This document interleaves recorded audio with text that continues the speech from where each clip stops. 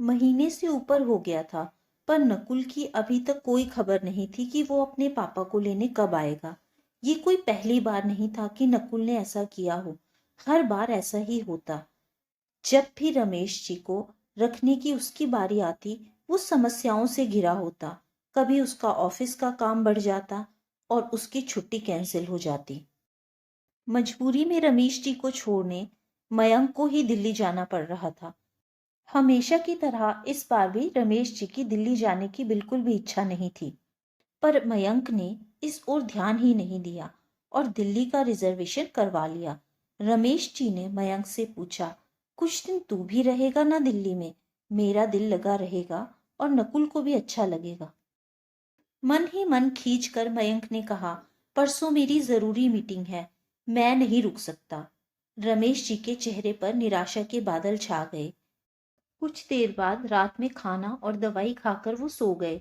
थोड़ी देर ट्रेन अगले स्टेशन पर रुकी। तभी जो व्यक्ति अंदर आया उसे देखकर मयंक बहुत हैरान हुआ। शुभम मयंक का सहपाठी था। उन दोनों के बीच दोस्ती कम और प्रतिस्पर्धा अधिक थी। वो दोनों ही पढ़ने में बहुत अच्छे थे, पर मयंक कितनी भी मेहनत क्यों ना कर ले, बाजी शुभम के हाथ ही लगती थी। कुछ ही समय पहले शुभम का ट्रांसफर मयंक के ही ऑफिस में हुआ था। शुभम महज एक क्लर्क था। जब ये बात मयंक को पता चली तो वो अभिमान से और भी चौड़ा हो गया। कॉलेज के प्रिंसिपल और टीचर तो क्या, मयंक के सभी फ्रेंड्स भी यही कहते थे कि एक दिन शुभम बहुत बड़ा आदमी बनेगा। मयंक ने सोचा, आज मैं अधिकारी पद पे हूँ और शुभम। मयंक अपनी सोच से बाहर निकला तो देखा शुभम ने अपनी वृद्ध माँ को साइड की सीट पर लिटा दिया और स्वयं उनके साथ बैठ गया। तभी शुभम बोला, नमस्ते सर। मयंक ने पूछा, कैसे हो शुभम?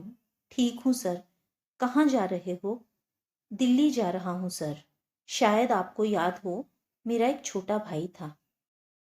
देखो शुभम, ये मेरा ऑफिस नहीं है, इसलिए पहले तो तुम सर कहना बंद करो और मुझसे मेरा नाम लेकर बात करो। तो तुम क्या बता रहे थे? देव दिल्ली में है? हाँ मयंक, उसने वहां फ्लैट लिया है, उसका गृह प्रवेश है, उसी में जा रहे हैं। मयंक ने कहा, अच्छा, और पिताजी कैसे हैं? पिताजी का देहांत हो गया। माँ ये दुख झेल नहीं पाई और बस तभी से वो बीमार रहती हैं। तब तो उन्हें संभालना मुश्किल होता होगा तुम्हारे लिए। क्या करते हो? 6-6 महीने तुम दोनों भाई रखते होंगे उन्हें? मयंक ने पूछा। शुभम ने जवाब दिया, नहीं नहीं, मैं तो ऐसा सोच भी नहीं सकता। माँ शुरू से ही पटना में रही हैं, उनका इस उम्र में कहीं और मन लगना मुश्किल है। मैं नहीं चाहता इस उम्र में उनकी स्थिति ऐसी हो जाए, कभी इधर तो कभी उधर। कितनी पीड़ा होगी उन्हें ये देखकर कि पिताजी के जाते ही उनका कोई घर ही नहीं रहा। वो हम पर बोझ हैं। मयंक बोला, शुभम, इंसान को थोड़ा व्यावहारिक भी होना चाहिए।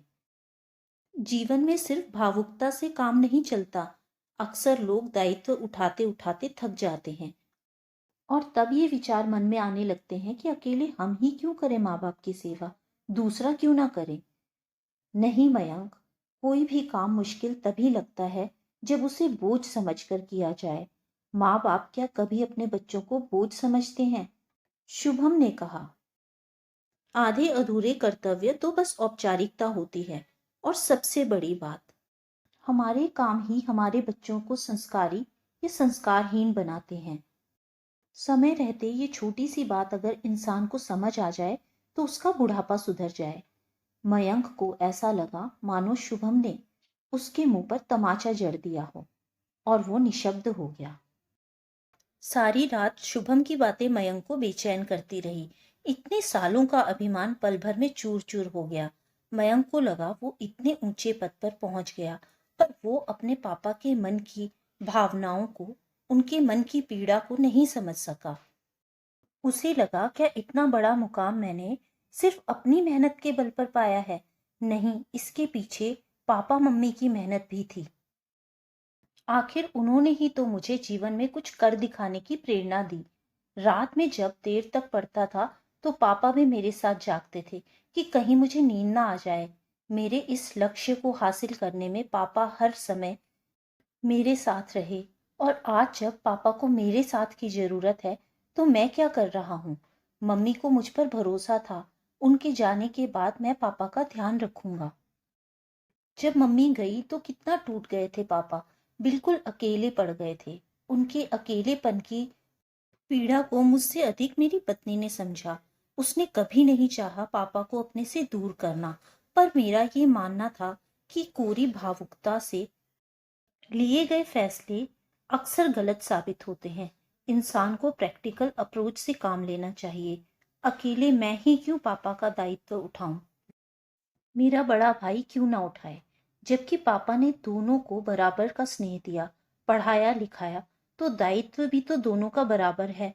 मम्मी की बरसी पर ये जानते हुए भी कि बड़े भैया पापा को अपने साथ रखना नहीं चाहते, मैंने ये फैसला किया था कि हम दोनों भाई 6-6 महीने पापा को अपने पास रखेंगे।